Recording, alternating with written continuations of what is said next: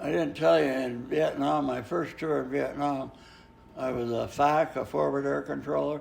You know what that is? Mm-hmm. And we were flying it's kind of like an L-19, just a little light plane. And we had all this damn radio gear on board. You know, FM,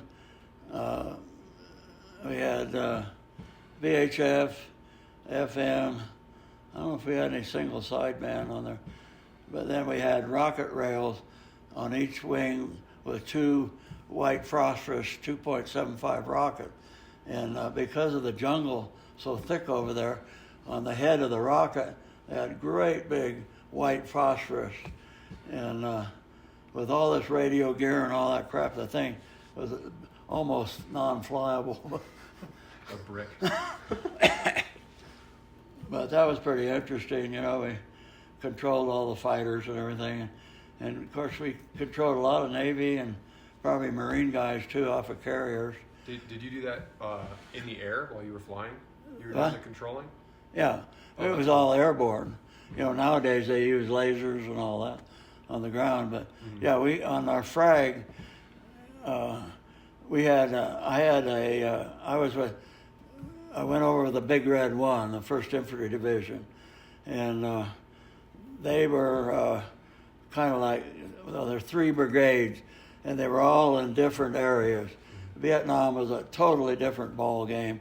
You know, there wasn't any big invasion, you know, like Normandy or something, but there was all these little wars going on all the time.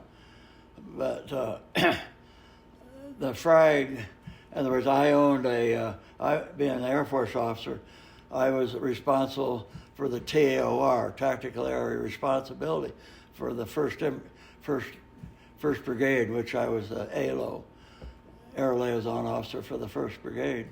And I just made Major at that time, brand new Major. So anyway, we would fly VR, visual reconnaissance missions, during the day when we weren't controlling fighters, looking for targets. You know, of course, the jungle's so damn thick. We had jungle 100, 200, 300 feet high, you know, and you couldn't see the ground in a lot of places. And when we were controlling fighters in front of the Army, it was really dangerous because the Army, they had all these old French maps, you know, an X-ray tango, blah, blah, blah. They thought they were here, but we'd get them to mark with smoke, and they were really here, if even the smoke would come up. So anyway, the day before, we would put in a frag or request for whatever it is the next day.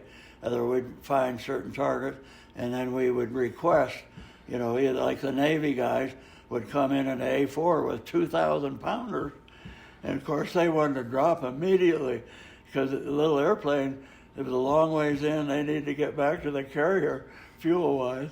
But we used those guys for opening up tunnels because a 2,000 pounder was, man, it'd really open up the trees. Oh, yeah. But so, you know, we learned by practice, and the next day we would get the frag, and by call sign, we could tell whether they were going to be Navy guys or F-100s or whatever it was, you know. But that was pretty interesting. And then other time, well, when they had B-52 strikes in the area, they just scatter bombs all over the place. And then we had to go out and VR the area, and all you could see was a bunch of craters and this and that, and then we had to make a report. But yeah, the Navy guys were really good with those A4s.